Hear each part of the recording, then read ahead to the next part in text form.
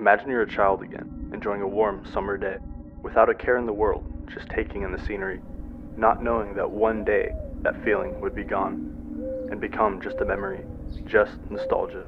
The types of nostalgia we experience can range from sights and sounds to tastes and smells, but it can also be experienced through visuals like maps in video games, whether it be a video game we used to play as children or a new one that just makes us feel nostalgic. Some things, like liminal spaces, although nostalgic, might give us a feeling of dread. In this video, I'll be covering some examples of liminal spaces and nostalgia in video games.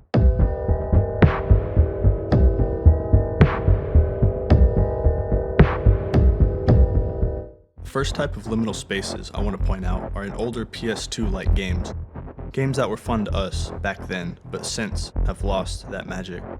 Re-exploring older games like Star Wars Battlefront, Grand Theft Auto, and Midnight Club that we revisit to experience the nostalgic memories can sometimes lose their magic very quickly and give us a feeling of being empty and alone.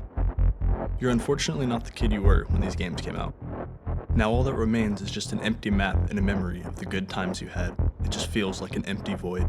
Usually when I search for nostalgic videos, a lot of times you will see it includes Minecraft visuals or Minecraft music. It's definitely one of the most nostalgic games to play. This brings me to my next point, a sandbox game, games like Minecraft and Gmod, where the player makes the game, creates their own world and story. It starts off as a blank slate and gives the tools to you for whatever adventure you may take on. Even though every seed may be different, giving you a different arrangement each time, no matter how many times you load up a new Minecraft world, you will feel that huge hit of nostalgia, as it will always be familiar to you, and that peaceful music will never cease to give you goosebumps. But being alone in this gigantic world doesn't come without its eeriness. You are supposed to be alone, but when playing games like this, you may often feel like you're being watched, or perhaps hear a sound of which you do not know the origin, but due to the many times you've encountered it, it's oddly comforting. Now there are games that are based off of liminal spaces and try to purposefully recreate nostalgic places, like the Backrooms game, but I just don't think it's as impactful.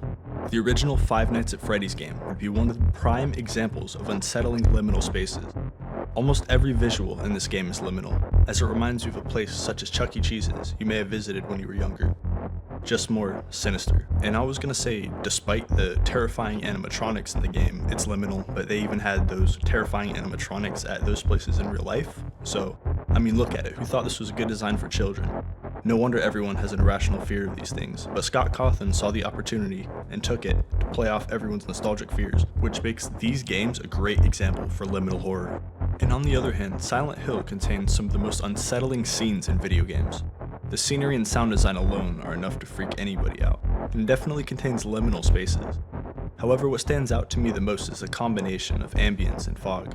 It sets the tone just right and makes you feel lost and terrified. The forest trail run is kinda what I'm talking about here, but ever since I've seen the memes, I can't take it seriously. But sound design, ambience, and music are all contributing factors to the way a game makes somebody feel. Nostalgia isn't just based off of visuals, but I want to hear it from you. What games make you feel that unsettling nostalgia? Let me know in the comments. Thanks for watching.